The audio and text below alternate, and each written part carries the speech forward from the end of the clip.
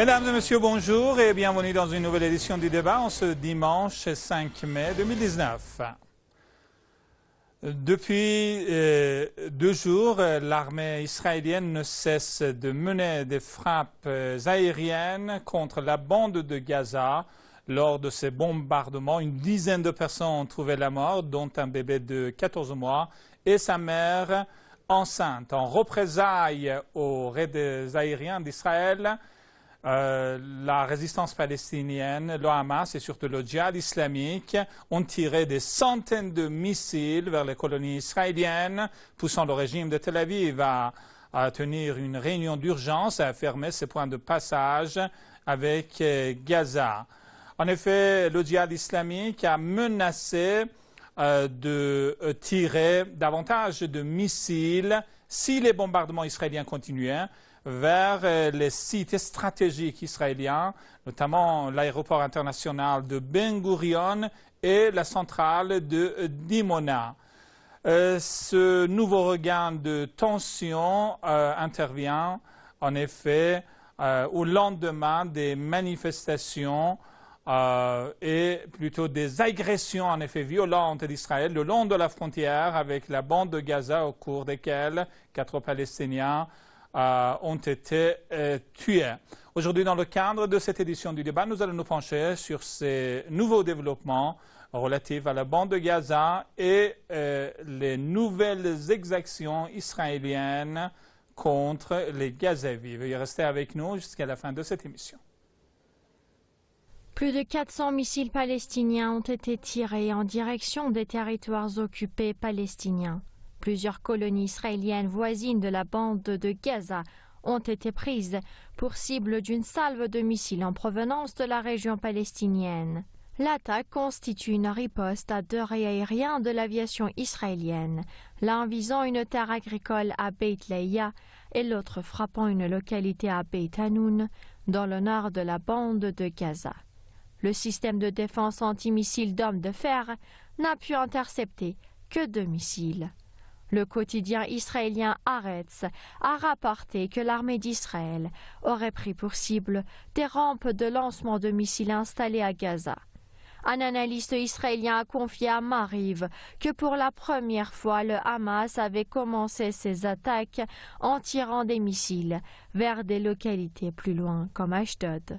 En réaction aux contre-attaques de la résistance, l'artillerie de l'armée israélienne a pillonné une localité dans l'est de Khan Younes, au sud de la bande de Gaza. Le Premier ministre israélien Benjamin Netanyahou a convoqué une réunion de sécurité d'urgence à Akiria, à Tel Aviv, à laquelle ont assisté à la fois le chef d'état-major, le chef du Shin Bet, le Conseil de la sécurité intérieure des officiers sionistes.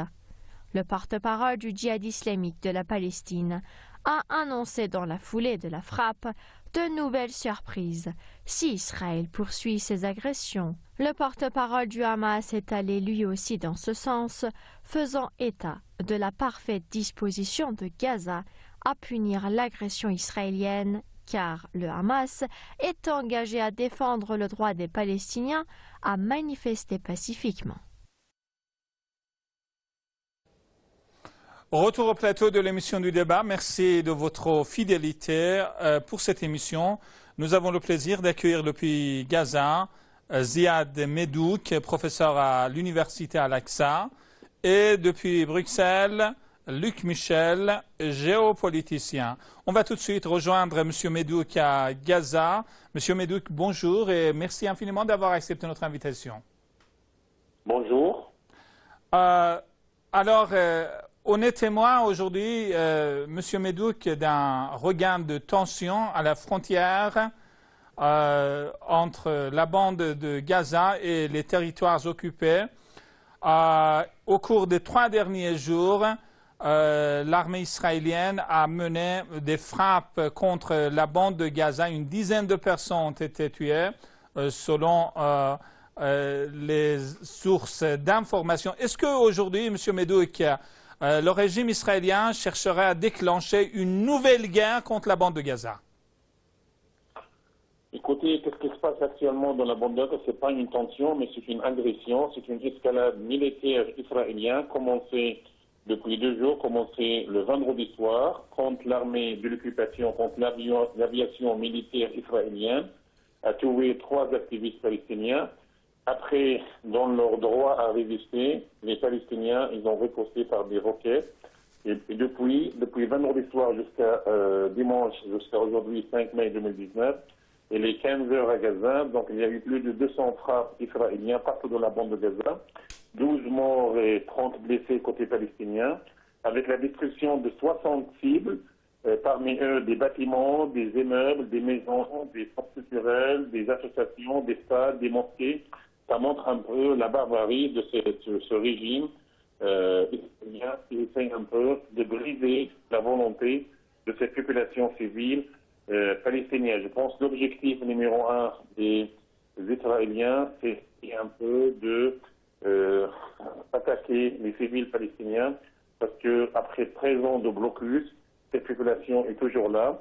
Après 13 ans de la fermeture de frontières, la population de Gaza, il est toujours résistante. Il n'a pas fui Gaza, il est toujours là, et avec un message clair, ici notre terre, ne partiront pas.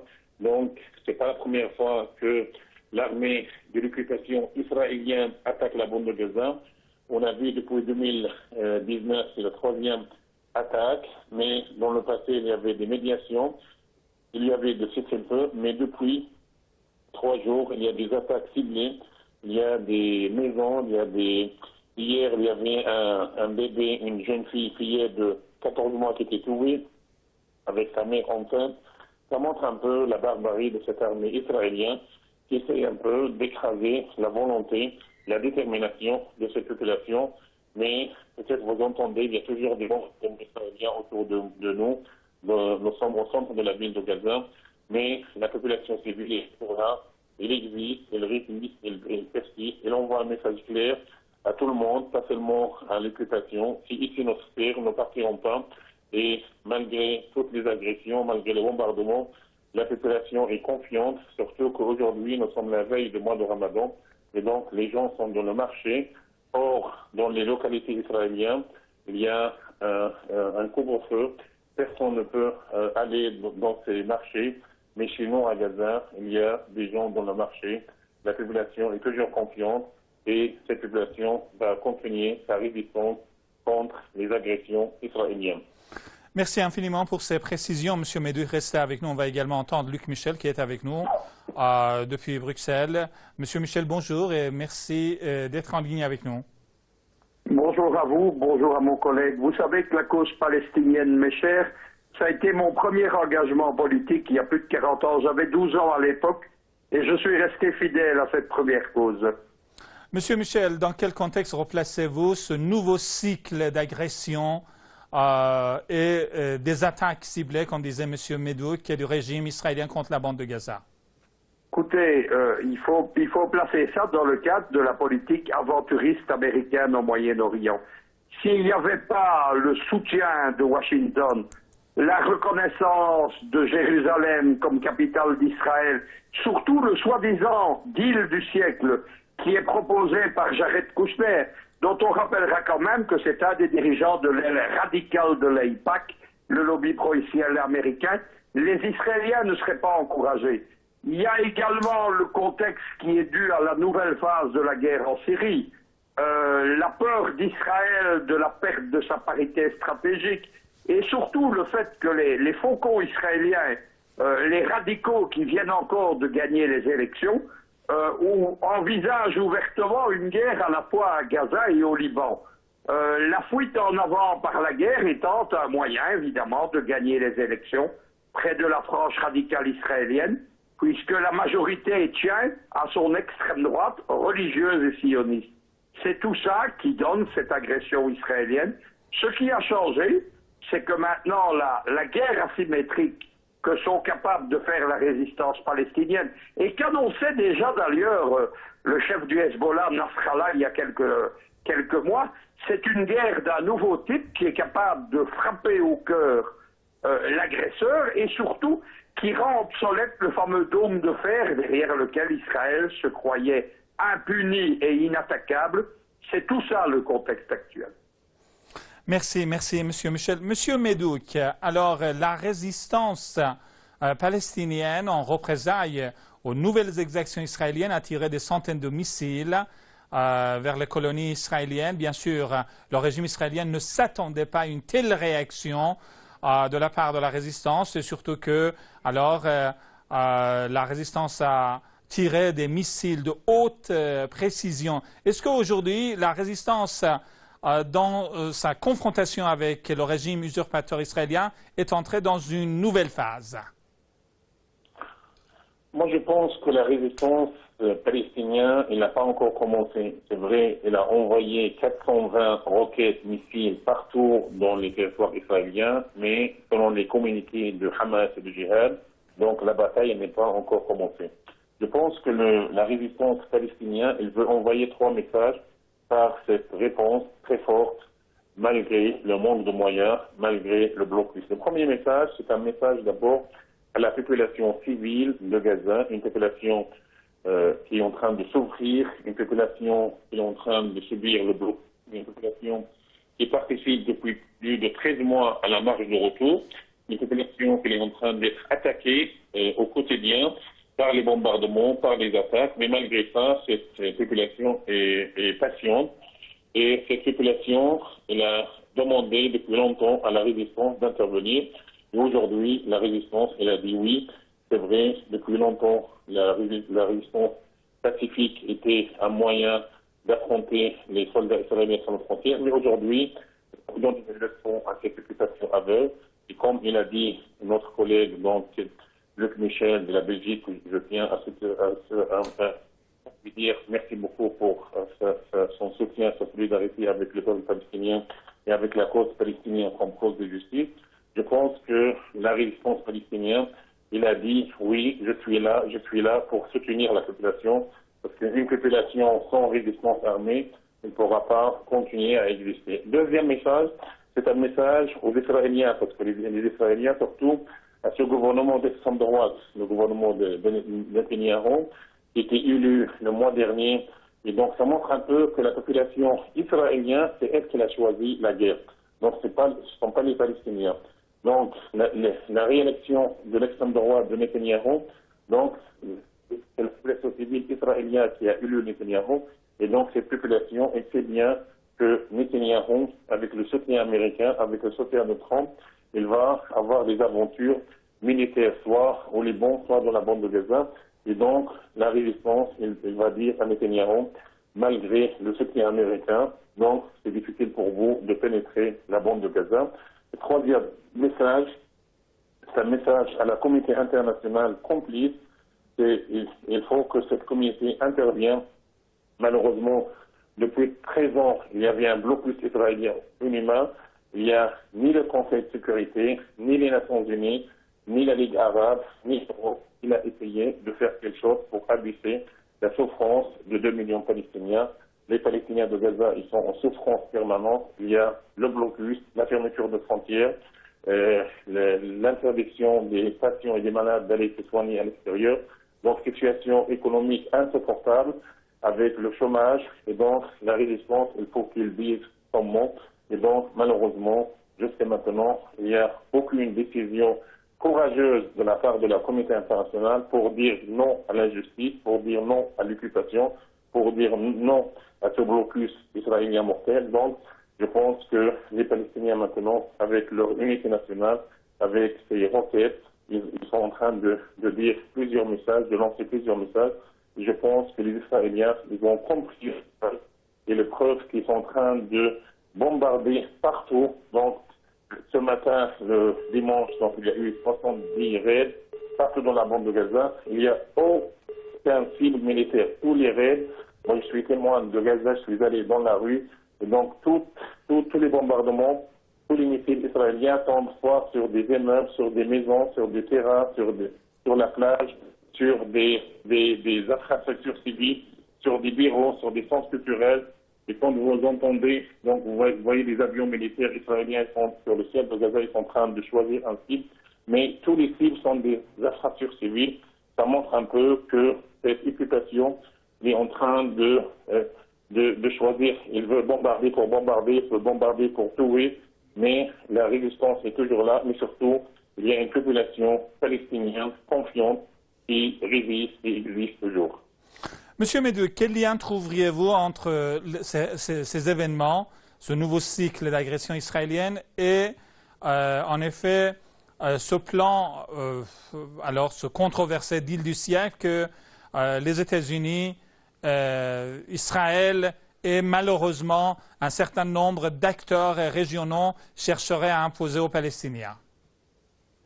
Écoutez, je pense que ce plan américain, il est né mort. Donc, je pense que ce plan américain, malgré les efforts, malgré l'argent dépensé, malgré, comme vous avez dit, il y a malheureusement des acteurs des pays arabes et des pays dans la région qui sont complices, qui sont dans ce plan. Mais à mon avis, ce plan, avant de commencer, il est né mort.